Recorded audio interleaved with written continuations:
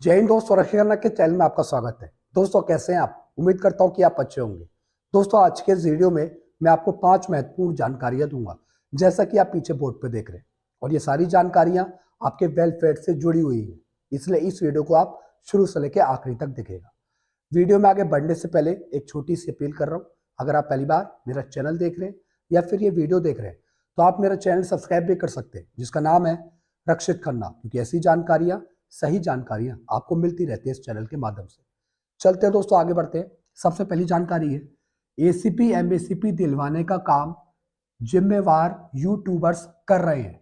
ये काम खुद रिकॉर्ड ऑफिस को करना चाहिए। जी हाँ दोस्तों, जो काम रिकॉर्ड ऑफिस का बनता है, जो काम रिकॉर्ड ऑफिस को करना चाहिए, वो काम कर रहे हैं यूट्यूबर्स। जो जिम्मेवार यूट्यूबर्स है वो पेंशनर्स को, फैमिली पेंशनर्स को एसीपी एमएसीपी दिलवा रहे हैं, खुद ही कार्रवाई कर रहे हैं, खुद ही फॉर्म वो दे रहे हैं पेंशनर्स को, फैमिली पेंशनर्स को, और उसके बाद पेंशनर्स, फैमिली पेंशनर्स वो फॉर्म भरकर रिकॉर्ड ऑफिस को दे रहे हैं। रिकॉर्ड ऑफिस की जिम्मेवारी है कि ये काम खुद करे, लेकिन रिकॉर्ड ऑफिस नहीं कर रहा है, जिम्मेवार यूट्यूबर्स कर रहे हैं। ऐसे दोस्तों एक फैमिली पेंशनर है, एक बेटे हैं जिनका मैसेज आया था मेरे पास कि सर मेरे पापा की डेथ हो गई थी 2018 में, रिटायर हुए थे 30 सितंबर 2004 को, 22 साल करके नायक रैंक से। पेंशन अभी भी दी जा रही है, फैमिली पेंशन अभी भी मिल रही है नायक रैंक की। कितनी मिल रही है? 23,569, वो आरोपी 3 की।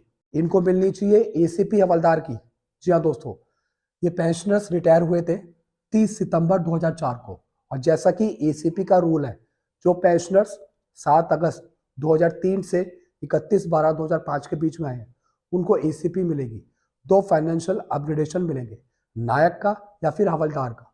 अगर कोई सिपाही है, 10 साल से ज़्यादा की सर्विस है, तो एसीपी नायक की पेंशन मिलेगी।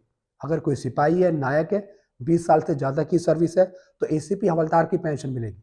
तो दोस्तों इन पेंशनर्स के लिए एसीपी हवलदार की पेंशन लागू थी, अब ये फैमिली पेंशन में कन्वर्ट हो चुके हैं, फैमिली पेंशन मिल रही है। तो दोस्तों मैंने इनको कार्रवाई समझा दी, मैंने बता दिया किस तरीके से आपको कार्रवाई करनी है, बल्कि रिकॉर्ड की ये जिम्मेवारी बनती है।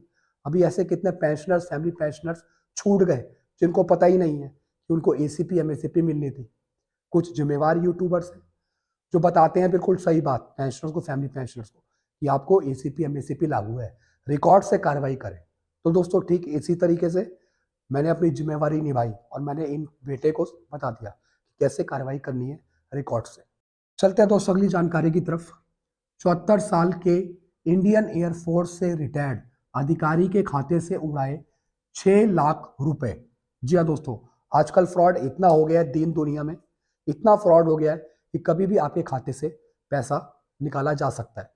ऐसे दोस्तों इंडियन एयरफोर्स के एक पेंशनर थे, बल्कि एक अधिकारी हैं, इनके खाते से 6 लाख रुपए उड़ा लिए गए।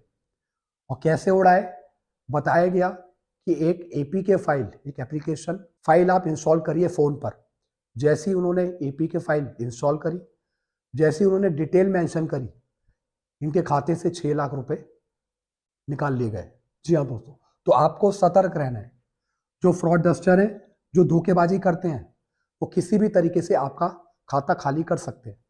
कोई भी एप्लीकेशन फ़ोन पर आपको नहीं इंस्टॉल करनी, कोई भी अनवांटेड लिंक क्लिक नहीं करना, चाहे वो किसी व्हाट्सएप ग्रुप पे आया हो या फिर किसी मेल पर आया हो। कोई भी अनचाही लिंक पे आपको क्लिक नहीं करना। कोई भी एप्लीकेशन, कोई भी लिंक, कोई भी मैसेज पे आया लिंक, कुछ भी आपको ओपन करके नहीं देखना, कुछ भी क्लिक नहीं करना। मैं आपको सेव कर रहा हूँ, सेफ्टी में आपको समझा रहा हूँ। चलते हैं दोस्तों अगली जानकारी की तरफ। पूर्व सैनिक चाहते हैं दोबारा तैनाती में मिले पे सीनियोरिटी, दूसरी जॉब से रिटायरमेंट के बाद लास्ट पे संरक्षित नहीं, जिससे राजस्वीय घाटा है। जी हाँ दोस्तों, बहुत से पूर्व सैनिक हैं, बहुत से पूर्व सैनिक हैं जो रिटायर हो चुके हैं। पहले आर्मी में जॉब करी, फिर दूसरी जगह सिविल में जॉब करी, वहां से भी वो रिटायर हो चुके हैं। पहले आर्मी में जॉब करी तो 60 साल से पहले ही वो रिटायर हो गए। उसके बाद दूसरी जगह जॉब करने लगे सिविल में, वहां से भी वो रिटायर हो गए। अब दिक्कत की बात कहाँ आती है कि जहाँ पर उन्होंने दूसरी जगह जॉब करी सिविल में, वहाँ पे कोई पे प्रोटेक्शन नहीं है। जी हाँ दोस्तों, जिसे हम बोलते हैं पे सीनियोरिटी नहीं है, जिससे पूर्व सैनिक को राजस्वीय घाटा होता है। जी हाँ दोस्तों, तो दोस्तों कुछ रूल्स रेगुलेशन भारत सरकार बनाती आई है इस पे कि किस तरीके से पूर्व सैनिकों को पे प्रोटेक्शन या फिर पे सीनियोरिटी मिले, ताकि जब पूर्व सैनिक कहीं दूसरी जगह जॉब करे तो उसे पे कोई लॉस ना हो, जो उसकी लास्ट पे ड्रॉन है वो सुरक्षित रहे, संरक्षित रहे। जी हाँ दोस्तों, ऐसे बहुत से पूर्व सैनिक हैं जो कहीं दूसरी जगह जॉब करते हैं लेकिन वहाँ पे कोई पे प्रोटेक्शन नहीं है, उनकी जो लास्ट पे ड्रॉन है वो सुरक्षित नहीं है, संरक्षित नहीं है, जिससे उनको नुकसान होता है पे और पेंशन पे। ऐसे दोस्तों बहुत से डिपार्टमेंट है, जैसे कि सेमी गवर्नमेंट के डिपार्टमेंट हो गए, वो कई बार रूल अप्लाई करते हैं, कई बार नहीं करते हैं। तो दोस्तों इन चीज़ों के बारे में भी देखना चाहिए। चलते हैं दोस्तों अगली जानकारी की तरफ। एएफटी के कई case high court, supreme court में दाखिल हो रहे हैं।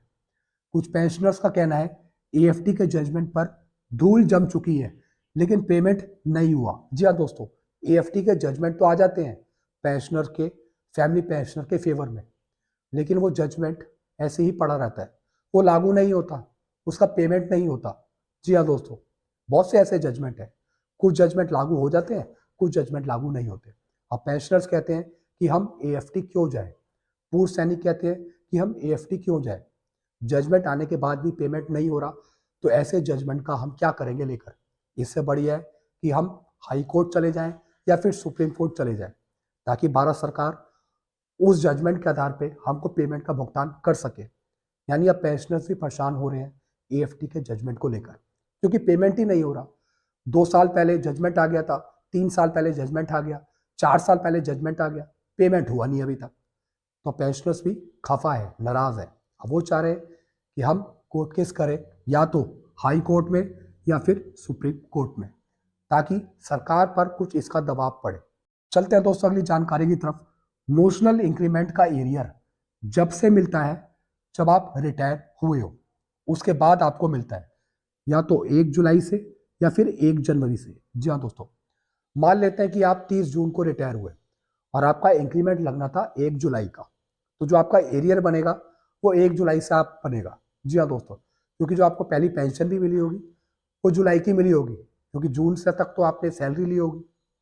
ऐसे ही दोस्तों अगर आप दिसंबर में रिटायर हुए तो आपका जो एरियर बनेगा वो 1 जनवरी से बनेगा। ऐसे बहुत से डिपार्टमेंट हैं जो पुराना एरियर देते नहीं है, बीच के कुछ महीने खा जाते हैं। दोस्तों एक चीज़ मैं आपको समझाऊंगा, जो अभी सुप्रीम कोर्ट का ऑर्डर आया था 11 अप्रैल का, उसमें भी जो एरियर देने की बात कही है वो भी ज़्यादा पुराना एरियर देने की बात नहीं करी है, उसमें एक डेट निश्चित कर दी 1 मई 2023। यानी पेंशनर रिटायर हुआ है 2006 में, 2007 में, 2008 में, लेकिन एरियर मिलेगा 1 मई 2023 से। यानी जो पहले उसको नोशनल इंक्रीमेंट मिला जुलाई का या फिर 1 जनवरी का, उसका फायदा से कुछ नहीं मिलेगा। ऐसा क्यों भाई? जब नोशनल इंक्रीमेंट 1 जुलाई को लगाया गया या फिर 1 जनवरी को लगाया गया, तो पुराना जो एरियर है वो तब से बनता है ना, पुराना बनता है जब से वो रिटायर हुआ, जब से पेंशन स्टार्ट हुई। तो 1 मई 2023 से देने का क्यों लिखा उसमें? वो इस वजह से ताकि पैसा बचाया जाए। जी हाँ दोस्तों, गवर्नमेंट की एक पॉलिसी है, वो आपको देगी लेकिन पीछे से टांग खींच कर, कहीं ज़्यादा ना देना पड़ जाए। ऐसी हाल ओआरओपी का है, ऐसी आपने पीएमआर का देख लिया, जेसीओस का देख लिया, पेंशन में विसंगतियों को देख लिया। जी हाँ दोस्तों, ये हकीकत बता रहा हूँ, हकीकत। नोशनल इंक्रीमेंट देगी सरकार, देगी, लेकिन पुराना एरियर नहीं देगी। जब से आप रिटायर हुए हो, जब से आपको नोशनल इंक्रीमेंट मिला, जब से लेके और 2023 तक के बीच का कुछ नहीं देगी सरकार, 1 मई 2023 के बाद देगी। ये है दोस्तों गवर्नमेंट की पॉलिसी, ये है गवर्नमेंट के रूल, ये सबसे बड़ी प्रॉब्लम है। जी हाँ दोस्तों, हाँ अगर आपने कोर्ट केस किया और जजमेंट में लिख दिया कोर्ट ने कि एरियर जब से रिटायर हुए जब से दिया जाए, तब दोस्तों सरकार कुछ नहीं करेगी, जब पेंशन डिस्पेंसिंग एजेंसी आपको पुराना एरियर दे देगी। लेकिन अगर आप कोर्ट केस नहीं करते, खाली लेटरों के आधार पर नोशनल इंक्रीमेंट लेते हैं, तब आपको उसका फायदा 1 मई 2023 से मिलेगा। ये है दोस्तों सबसे बड़ी दिक्कत। तो मैंने आपको बता दिया, एक समझाई है मैंने आपको बात कि नोशनल इंक्रीमेंट का जो एरियर है वो बनता कब से है? वो तब से बनता है जब से आपने पहली पेंशन ली है। जी हाँ दोस्तों, यानी अगर आप जून में रिटायर हुए तो जुलाई का इंक्रीमेंट आपको मिल गया, लेकिन जो आपने जुलाई की पेंशन ली है, जब से पेंशन ली है, तो पूरी नई बेसिक के हिसाब से आपकी पूरी पेंशन चेंज होती है। तो उसी के डिफरेंस का ईयर बनता है जब से आप रिटायर हुए। तो दोस्तों बस यही जानकारियां थी जो मैं लेके आया था। आई होप सारी जानकारी आप अच्छे से समझ गए होगी। और भी कुछ पूछना हो तो आप नीचे कमेंट कर सकते हैं। वीडियो में ये खत्म करता हूँ। चैनल आपको अच्छा लगता है, चैनल को सब्सक्राइब कर सकते हैं और वीडियोस को आप शेयर करना मत भूलिएगा। Thank you so much.